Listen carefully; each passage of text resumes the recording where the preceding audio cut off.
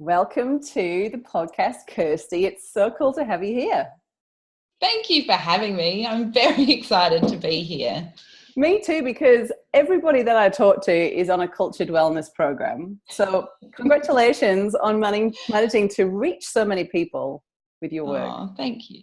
Yeah. It's very exciting and very overwhelming, and it's quite a shock to me really that it's all happened so quickly and it's all going so well. So it's obviously people are really needing support with regards to rebuilding their gut. So yeah, it's a very exciting time for me. Yes, please. We do need some help, and I'm looking forward to picking your brains. But before we get into your story and how Kultured Wellness came about, tell us what you had for breakfast this morning. Well, I actually had, I fast a lot, so I haven't had breakfast yet. So I went and did some weight training, and then I had a bulletproof coffee, and I won't eat until about 2 o'clock. So I do quite a bit of fasting. So it's quite funny when people ask me what I had for breakfast. It's like, nothing. I haven't eaten yet. So yeah. So do you class bulletproof coffee as still as fasting? Because I know that's a bit of a grey area. Yeah. It is a grey area for me, for where I'm at with my health and what I want to do in my day. It works really well for me. So I don't add any protein in there. I don't add anything else in there that will spike my insulin or change the metabolic state of my body. So it's a nice fast for me. I certainly do other fasts that are just water, but I wouldn't want to work on those days or do any training or anything like that. So I've sort of found this nice little, this nice little balance for me where I can get the benefits of intermittent fasting with a little bit of fat to keep me going, so I can do podcasts with you. And then on the days I really want to get like right into it and get into that sort of cool, autophagy sort of stuff and start really cleaning up, I just do that on the weekend and make sure that I've got plenty of rest and no, there's nothing sort of stressful or things happening. So yeah. Sounds so good. no, I didn't. Good. That's what I had for breakfast. That's what you didn't have for breakfast. I love it. Yeah.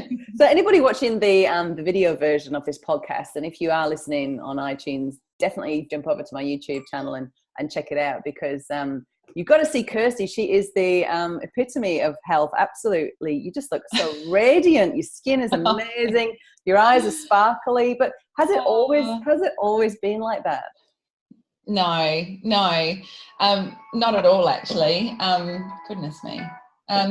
It's funny. I've always enjoyed sport. And so I think I've held myself together with regards to the fact that, if I just did my sport and did my activity and my nature time, that I would be okay. But underlying that, I always had pain and I always had a lot of sleep troubles. I would constantly get sick all the time, lots of bloating and distension, heaps of brain fog, really bad acne. It's funny you say that about my skin, because just the classic kind of hormonal acne, like just horrible scar, cyst kind of stuff, like just disgusting. So no, this is all a wonderful new life for me that, I feel like I had one life and then now I've started this new one of being a completely different person with just a new energy and a new body really, and a new brain. I feel like I got a second chance and, got to sort of rebuild myself. But no, there were lots of really dark places, and I just am so grateful for my sport and my activity and my exercise. Otherwise, I really would have gone really dark places. So you've reclaimed your health. I'm assuming that before, when you were getting those big cysty zits on your face, me too. I've still got scars from those acne-ridden days. We thought it was so normal, but like now we know it's not. And like my skin now in my 40s is better than it was, ever in my life. It's incredible. It's the same. You look amazing. It's the same thing. You can tell when someone just works on themselves and looks after themselves. Yes, I definitely think it shines through. Never mind what kind of cosmetics you put on. That never makes you, that doesn't work. You need to feed yourself. Some beauty. So I'm assuming that you were eating a sort of a standard conventional Australian diet. What did you do to get into this new life, as you describe it?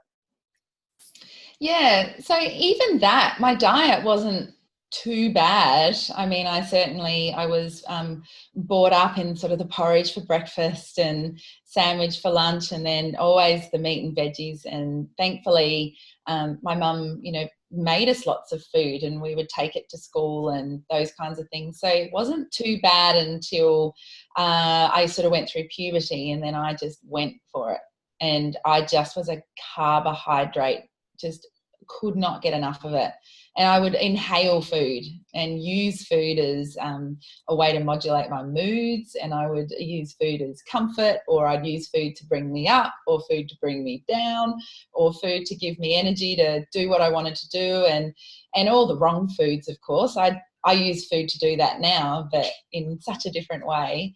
But it was definitely a standard diet. But now I look back on it, I certainly self-selected a lot of foods, and now I love talking about bugs so much. I can, I think about, man, that bug was requesting all those carbohydrates, and that bug, those parasites, they wanted this, and I kind of piece it all together now.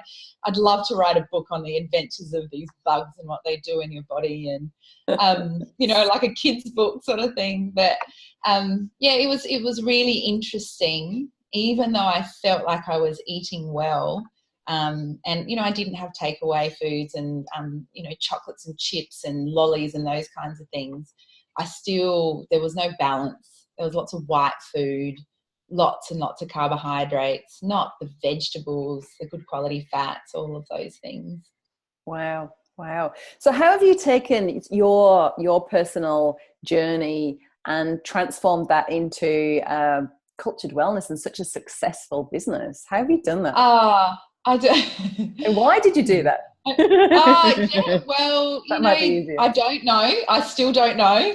It was one of those situations that, as all these businesses that, happen, I had a problem. So my son and I, were obviously very sick, but my son was extremely unwell. It was sort of chronic stuff that was really impacting our lives. He couldn't talk and he couldn't function. He couldn't look at me in the eye. He wouldn't sleep. Like, every single function in his body was completely just breaking down.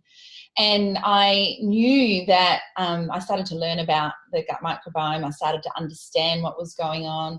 I started to read more about specific probiotic strains.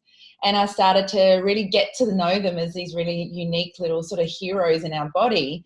And as I got to understand all of that, I pieced together and made these cultures. And I used them because we just simply could not afford the amount of these beautiful little strains that we needed. We were just burning through our cash trying to get ourselves better and having all these probiotics and doing everything. And, we had selling houses and shipping my husband off to the mines, just make more money, it was just a horrible time. And so the cultures really just came out of, okay, how can I make this more cost effective for us? And then, of course, one of the mums at school, can I try that because I can't afford it? And obviously the amount of knowledge and study and everything that I went on to do, and my teaching experience, people wanted to help me unpack what their doctors are saying or what their results were saying or what they were reading or learning in the podcast, but they couldn't quite get it. And my friend and my husband said, look, why don't you just make a business, and why don't you just give it a go, see what you think? And I was like, no way, Jose, that's the worst thing I want to do.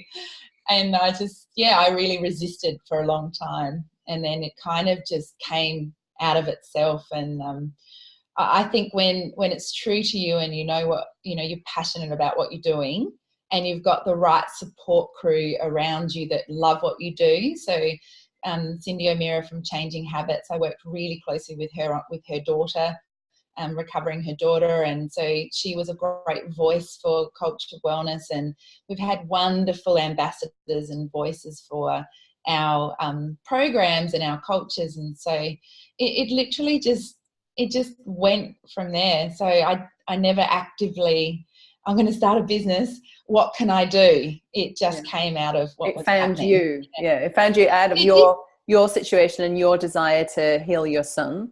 And then the word kind of spread and you know, like you say, if it's good work and if it's what's true to what your purpose here on this planet is to do, then it just comes out of itself, doesn't it? Exactly. And it was, you know, the transition time was just hilarious. Like, you know, I'd still be teaching and my husband would still be at the hospital, and we'd get up at like 4 a.m.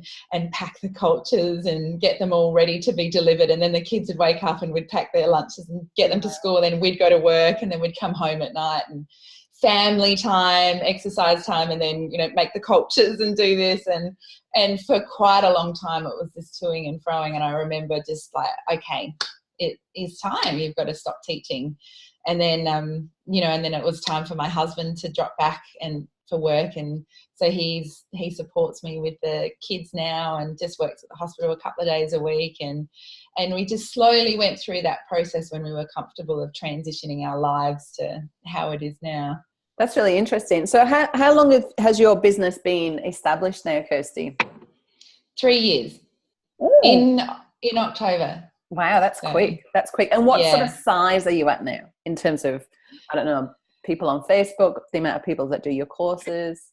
So we have, I don't know, maybe 12,000 people on Facebook. We have, we've probably had 300 or 400 people go through the programs, the intensive 6-month programs. I think in our one-on-one consulting space, we've had hundreds and hundreds of people go through that and sold probably millions of cultures now.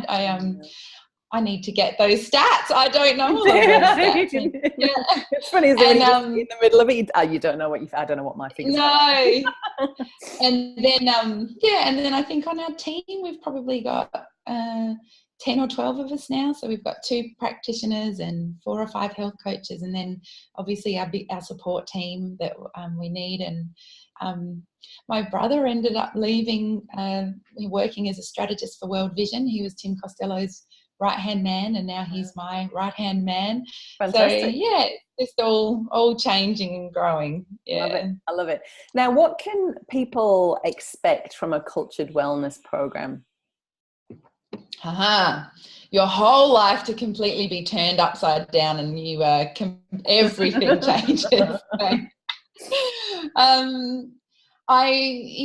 To really get to where you want to go, you can't sort of skirt around the edges. You just got to dive right on in and get the job done. And it's like, you know, running a business. You can't sort of like, I'll do that on the weekends or something. You have to be committed to it. So a Kultured Wellness program is something of commitment. So you get there and you dive on in and you go for it. So you stick to the diet. So we use a Kultured Wellness diet that has the principles of a ketogenic diet, very much in the grounding work of Dr. Terry Walls and Dr. Natasha McBride with regards to GAPS and the Walls protocol. And then moving on from that, the whole lifestyle. So we really expect people to really focus on their lifestyle. So, you know, right down to going to bed and waking up and getting sunshine and movement and all those. Mine just did that too before. What's going on? I seriously put it on. It's on airplane mode. How strange. Yeah, mine was turned off and it did something weird. I could have turned mine off too. Sorry, guys. Yeah. And so we really assess not only your diet, but we assess your lifestyle. And then we go through and look at all the functions of the body. How's your liver holding up and how is your kidneys holding up? And obviously we talk a lot about the gut and rebalancing the gut. So lots and lots of our clients on the program will go and get very specific testing so we can get some great insights and pictures into who we're dealing with and what we need to deal with. Lots of people don't. It just depends financially where you're at, what your level, you know, what you can get your head around, you know, at the start. So certainly, and then we go through a series of cleanses. So pretty much everyone needs to go through a candida cleanse if they've ever just lived on this planet. And then we go through a parasite cleanse, and then we go through some viral cleanses. And we just systematically go through the body and do a lot of cleaning up and a lot of mopping up. We do a lot of detoxification as well, so gentle detoxification that just works, synergistically with the body. So, and this was all obviously, my sort of learnings, and, I'd try something and then it wouldn't work, and why, and more research and trial and error. And the reason why, I never got anywhere, and lots of people find this, I tried to cleanse, but I only lasted 3 days because it felt so crapola. And it's like all those missing pieces. It's like, well, you didn't detoxify effectively, and your poor liver couldn't handle it. And, all of those things, if any of us have been on the pill, like, our liver's going to be tired. And if you haven't actively given it some love and revved it up again, then you go and whack a cleanse on it, and a bit of childbirth and a bit of antibiotics, and just, 20 years of partying, whatever it is that you've gone through before you come to this time of your life, you're not going to be successful if you don't realise your history. And just accept that history. It was fun, it was awesome, it made you who you are, but let's mop that up and let's deal with where we're going. So I suppose the program was something I wish I had to address all the complexities of what needs to happen when you do rebalance your gut microbiome. So not just the gut, because I don't think you're successful if you just look at the gut. It's so, yeah, but it's a commitment. Yeah. And I think it sounds really good in that, you've got all the bases covered for everyone, because I know that, everyone's aware of gut health. Everyone listening to this podcast knows how important it is. And there's so many mixed messages, like, should we drink kombucha or should we not drink kombucha? Should we have sauerkraut? I don't know if I should have sauerkraut because I might have SIBO. And what about gelatin? Like, does that tip me over too much protein in my diet? It's just all these, like, what the hell am I meant to do? And I like on your website where it says, like, just having one probiotic smoothie a day isn't going to fix everything. So this is great because it takes you through the whole process and looks at you as a unique individual and gives you what you need. Because it is confusing, right? Because there's so many messages out there that covers all sorts of different people and all sorts of different situations. Yeah. And it is really, really confusing. And yes, for that particular point in time when you are in a massive flare, you probably can't handle sauerkraut. That doesn't mean you never have it. And it means you start super, super slow, and you're not then feeding the issue with a heap of foods that aren't appropriate. Otherwise, you'll only ever be able to have that much. So it's looking at that whole picture. But I think at the moment, of course, everyone's like, well, what's the quick fix? I need to be better in 3 weeks because I'm going on my overseas holiday. It's like, well, you're not going to be better in 3 weeks. And so we talk a lot about that, and this expectation that the 6 months really is just your foundational work. And we have clients that are with us for up to 2 years because of complex chronic issues.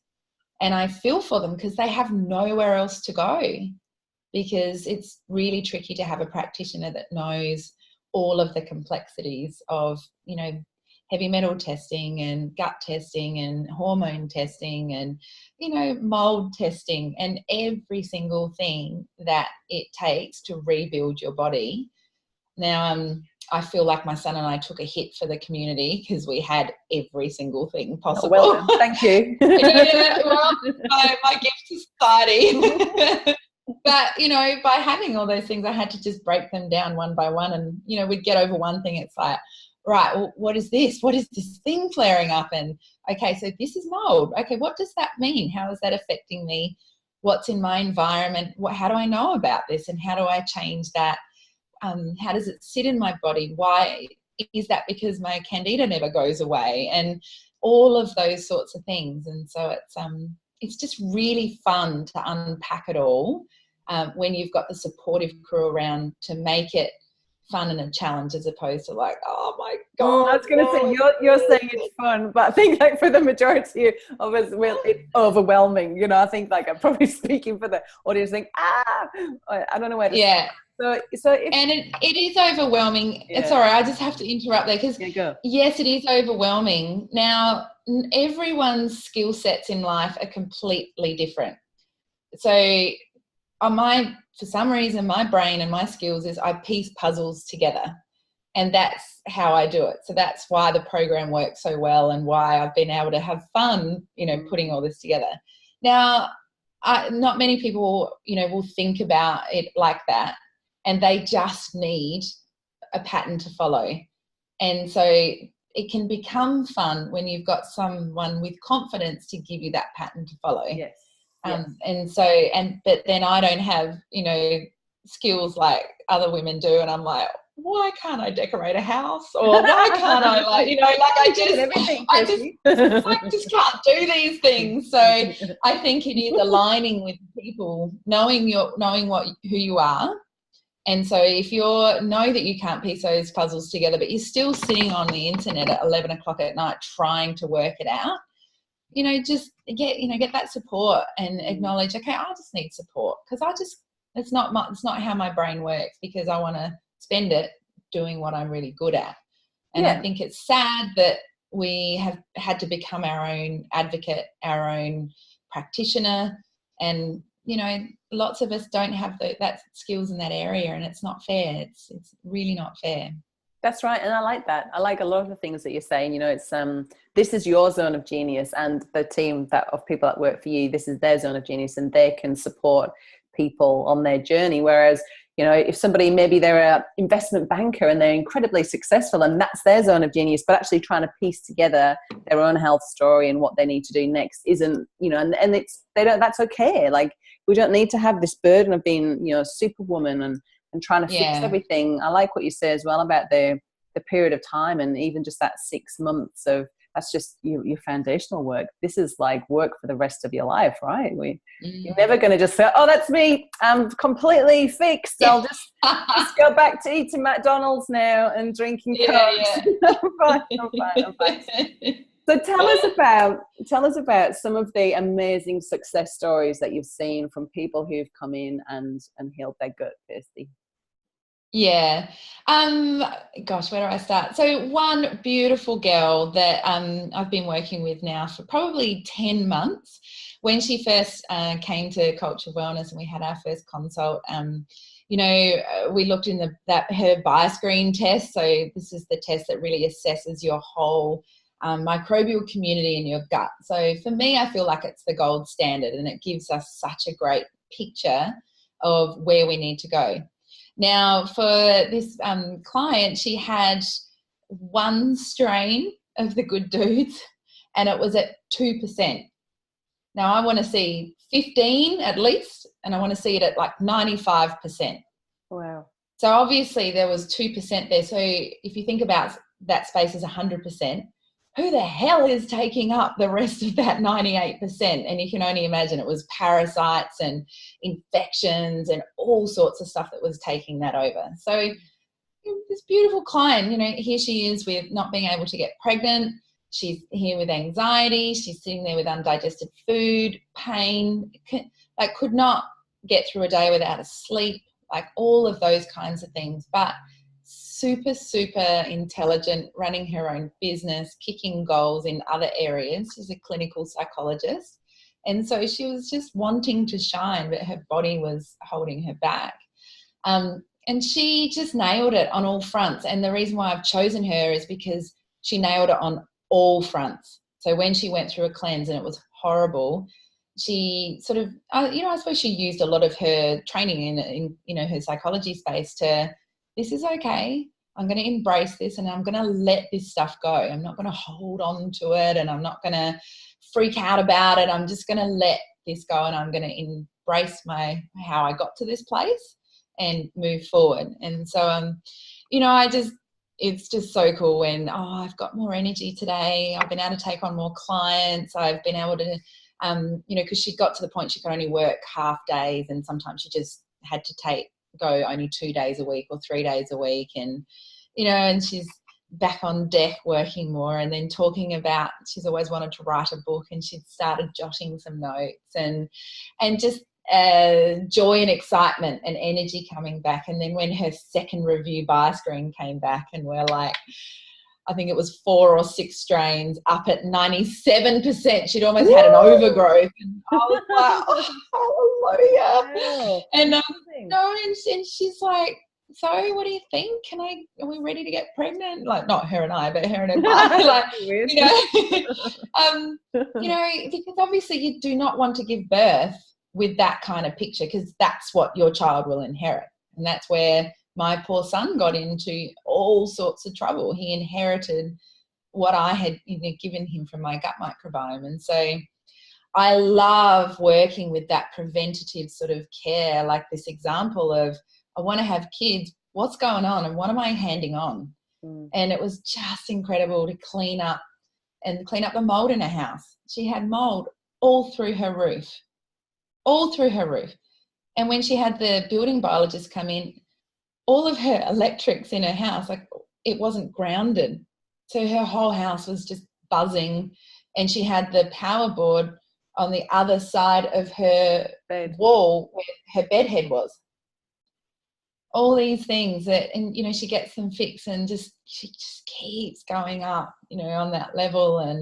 So yeah, that's sort of one example of sort of rebuilding from the real baseline of really feeling sick, and then having to sort of move up from there. And yeah, and that's kind of the pictures that we see. It's like, and the cleanses are horrible. They feel terrible. It's like, why are you doing this to me? I'm going to kill you, Kirsty. Like, and then they pop out the other side. So we see lots of fertility issues changing, and lots of mental health, so lots of anxiety changing. That's one that I love to see, because I don't think anyone should be living with mental health conditions, and it's so debilitating. I feel like it's more debilitating than pain, and we're just not addressing it, and we're not realizing that it is your gut that's causing the issue. So yeah. Tell us about your son. Tell us about your own very personal success story. Yeah. So my beautiful boy. So as I said, he as you go down through that birth canal, you get a good wicket or a bad one, and so he came through and inherited Clostridium and Candida and strep infections, and really just no beneficial microbes. So and there was problems at birth, and I lost a lot of blood, and there was lots and stuff going on. And so he really started life in that sort of high stressed out state, and he was doing pretty well. And then he sort of went with that whole ear infection, and okay, now I have to have antibiotics. And then he got another ear infection, need more antibiotics. And then we went to Fiji on a surf trip, and he got Giardia. And that was really one of the big sort of tipping points, and just chronic yellow diarrhea for, 8-10 times a day for weeks. And unfortunately, we were told, it's just toddler diarrhea, he'll grow out of it. And, just give him Nurofen and Panadol. So we did, because that's what we were supposed to do. And he started vomiting blood, and blood coming out in his stool. And then he broke his arm at 15 months with the slightest fall. And, you think about that now, and why did that happen? And then, he had some other sort of issues happen around that sort of 18-month mark. And then he just literally just drifted off.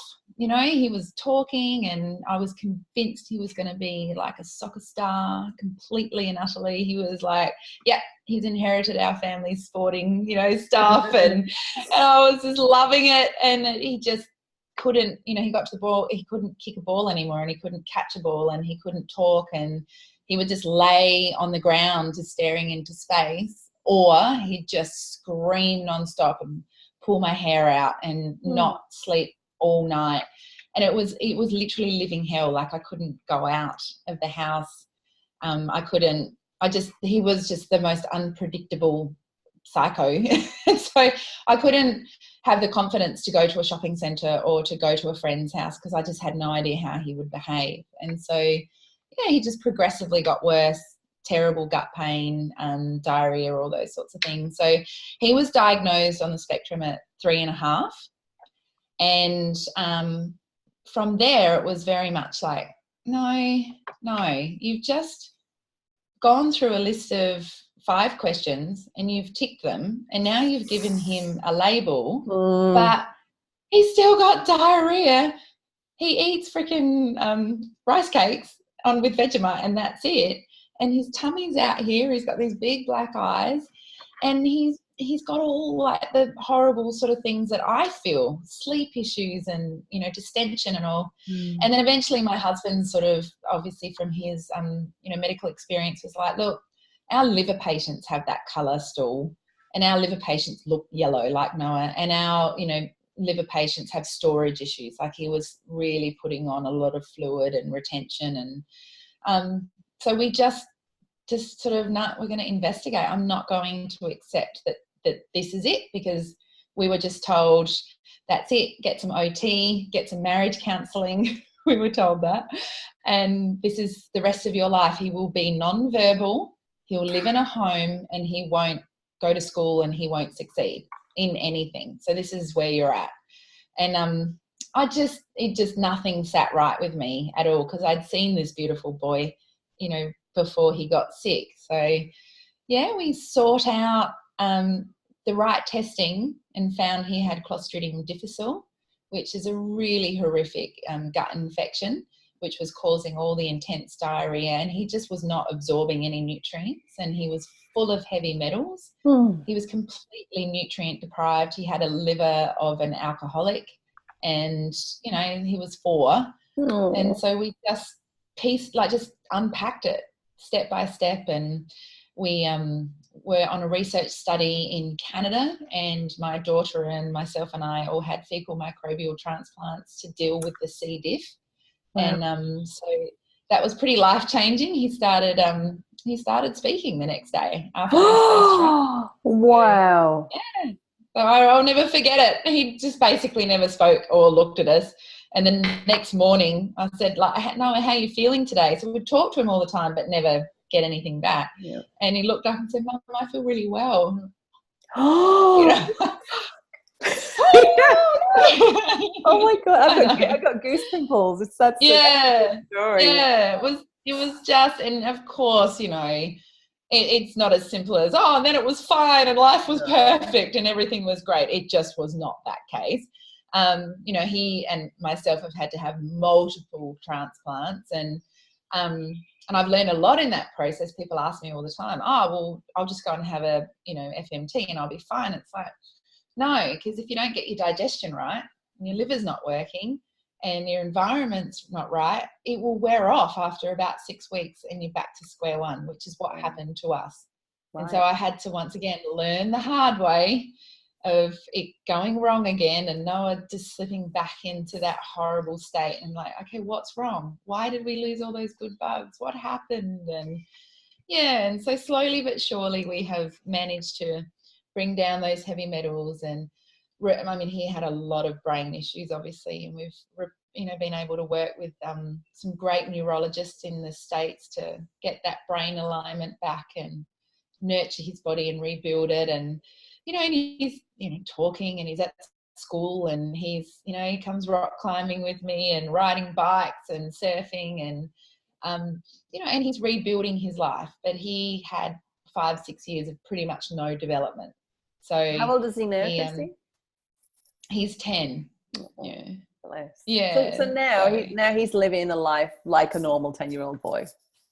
Yeah. Causes me grief, speaks back to me. I've got a 10-year-old as well. He's just started using deodorant and started talking to me about girlfriends. Stop it. Wow. No, it's all right. I've got him onto the Weleda.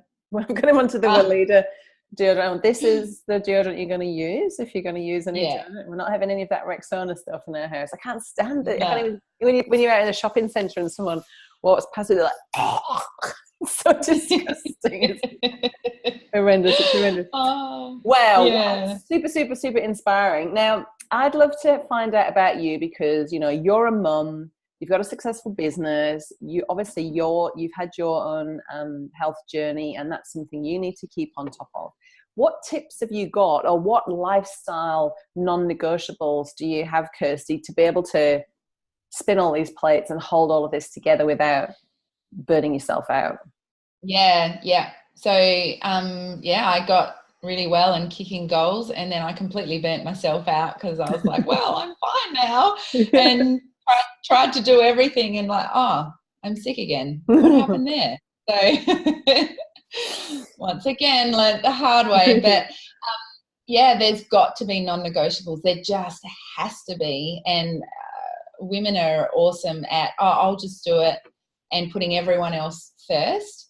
And when you're a capable woman, like we all are, you just do things. And we find it really, really, really hard to put ourselves first and to do the things that we need to do. So my absolute non-negotiables, the first one is sunshine and nature time. It's in the diary. I actually put it in there. And so Sundays is like family day of being out in nature.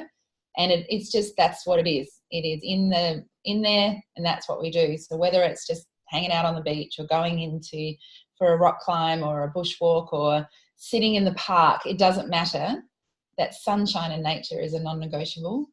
I have to move every day, and I literally have to, otherwise my body just starts breaking down again. And so when I first started, because I kept up my sport the whole way through this, but I would sort of drop it a bit. But I move and look after myself differently now, so I don't smash myself like I used to. So, you know, on days when I don't feel like it, I go for a little cruise just up and down, you know, and just get some sun. And on other days when I feel like I'm really on it, you know, I'll go hard and I'll lift heavy, or I'll do sprint training or whatever. But I've learned that this is not a good day. And even though you're supposed to be doing this or you're supposed to be doing that, it's just not going to happen, and that's cool.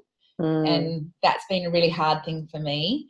So to help me across the line, I used to measure my heart rate in the morning, and if it was too high, then it was like, no, you will be doing, you know, calm Pilates and yoga today. And so I had to kind of use a bit of science to teach my brain. Have you measured? Sorry to interrupt, just on the heart rate thing, have you measured heart rate variability, where it measures the beat to beat variability? Yeah. And so you know if you're a parasympathetic or sympathetic dominant? Yeah. That's what you did? Oh, cool. Yeah. It's good, isn't it? Because I couldn't trust my own intuition. Type A, you're like, I'm going to the gym anyway. It's Tuesday, you know, but then then your body's like, no. You need to chill out. Yeah, your body's like, I'm on Sunday. Yeah. So, you know, and Sunday we go into nature and it's cruisy. Why am I not on Sunday? And, you know, and just seeing like, well, it's Tuesday and it's, you know, it's Sprints Day, but you've actually been away speaking and you've had full 3 days of craziness. No, don't do that. And being cool with that has been a big learning lesson for me. Something I need to work on more is spending more time out with girlfriends and just hanging in the community. So I have a big community and I obviously am around lots of people all the time talking, but actually just having a good old-fashioned laugh and a dinner and hanging out is something I'm really working on improving in that, because I just love what I do so much. That it's all about that. Yeah. So, and I go away a lot with girlfriends on bushwalks and, you know, do that kind of stuff, but I need to do more in between those times. So, and the diet, that to me is a complete non-negotiable, because I know if I use food to bring me up, oh, I'm tired, I just had some chocolate, I just know that I will pay for it. So why am I tired? What else can I do? Can I just, you know, sit and do a little bit of, you know, some breathing techniques to bring my heart rate down so I can cope? Did I not eat well enough? Do I need more magnesium foods? And take charge of my body and see it as a moving feast every day of using different things. So, you know, you go to the fridge. Okay, how am I feeling today? like my brain is fried, but my body feels good. Okay, I need fats. And so let's go for a fat meal. Or my body's really sore and I feel weak. Okay, I need a protein meal, you know, like, and I take ownership of that from what I've learned. So that's probably another thing that takes time to get there. Like, don't expect for your listeners just to go, okay, tomorrow morning I'll do that. But you do get there. And the non-negotiables are sleep. And I'm often a little bit crap at that too. But you just have to sleep. You just have to sleep. And once again, women will put other people first, or the classic one, everyone's in bed. Me time. It's quiet. I'll just stay up for a bit longer. And nothing happens when that's going to go down. So, so I think they're the sort of the big things that I really, really, really try and work on. And now I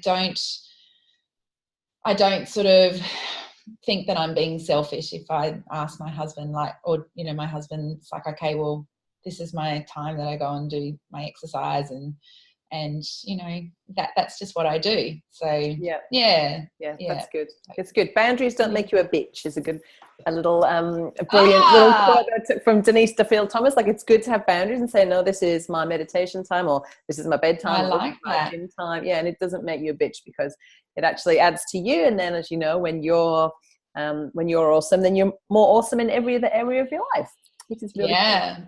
Really. But I must say that I see lots of women that they are like, I need morning meditation, and I need, you know, afternoon yoga, and I need all of these things because I need lots of me time, and that's what makes me balanced.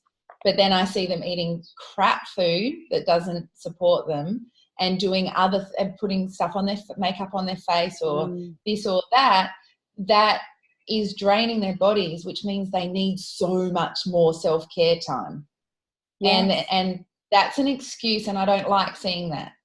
So I have noticed, as I keep my lifestyle boundaries, like my food and my sleep and my exercise, as I keep those things solid, my actual me time is actually quite small, because I'm really resilient and robust now. But I see women like, no, like I need heaps of self-care. I need baths every day. I need 4 hours of meditation and rah. But then I'll see them eating poorly or not doing other things. And so sometimes I see that as an excuse. So we've just got to make sure. It's really interesting. I've never heard that one before, but I can see how that would be. Yeah. Wow. Yeah. Interesting. Yeah. And just think about women of old. They didn't have any of that time. No. And they didn't need it as much. So, and why is that? They weren't exposed to as many toxins as we are. They did a lot more community stuff, you know, like you and I are both making an effort in our lives to just hang with our sisters, you know, and our girlfriends, as opposed to it being a conference or a podcast interview, which is wonderfully socializing and ticks so many of my boxes of what I want, but also just hanging, you know, not talking about gut health with somebody who's healthy as well, you know, just talking about the weather and what you plant in your garden and that kind of thing.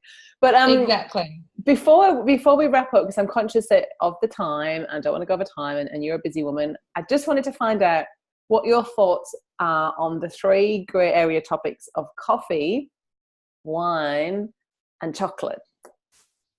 Well,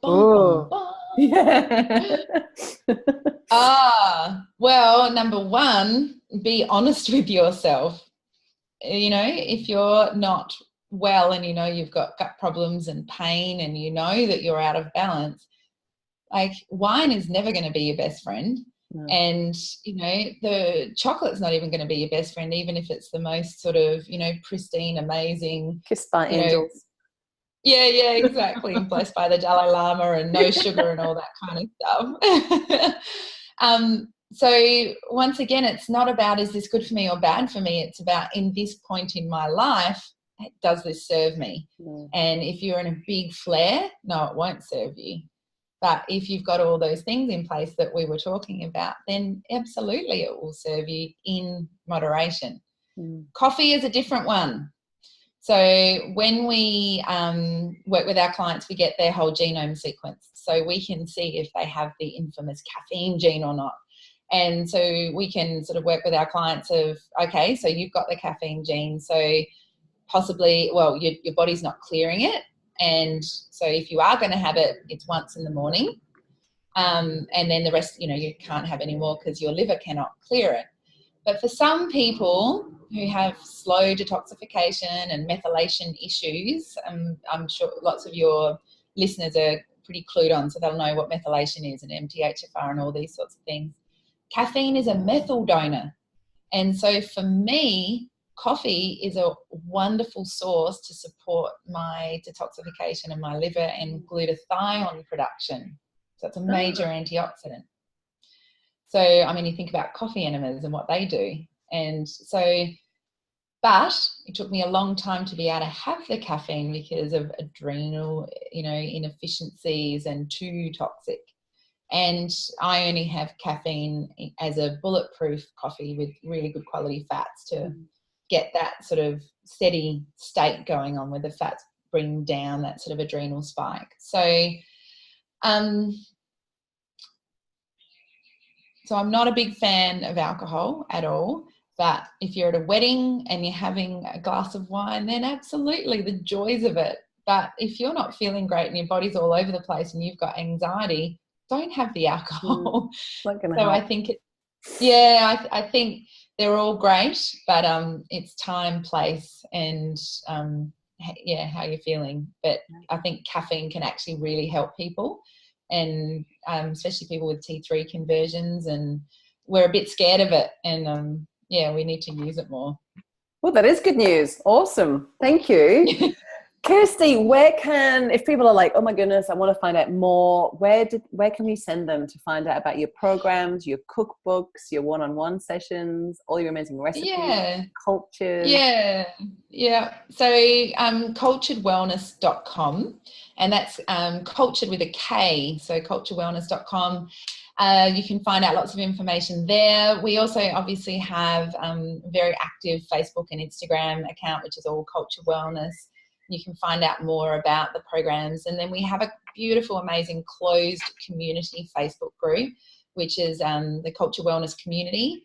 And I jump in there and do quite a lot of lectures and information, and we share lots of stuff in there. So that's a great place if you want to just keep learning and sort of get a feel for, if you did the program, what the hell am I going to be learning and exposed to? So that's a nice space as well. But my Instagram account is more sort of the fun day in a life of what goes on in my world and my family's world, plus lots of recipes and all bits and pieces. So awesome. Lots of places to catch us. Awesome. And Cultured Wellness with a K, why is that? Because of you? Because of Kirsty? Well, interestingly, we did it with a K, and because my husband is Swiss and an artist, and he just likes things to be like that. And then afterwards we were like, hang on a minute, that's KW, and I'm also Kirsty Wirth. So that's what I thought. In hindsight, it was awesome, but we didn't plan it that way. Oh wow, it just turned out like that. Love it. I love it. Well, thank you so much for being on the show today. It's been an absolute joy to talk to you. It's so inspiring. Go ahead and have an amazing day, and hopefully we'll catch you again soon. Thank you for having me. It's been wonderful.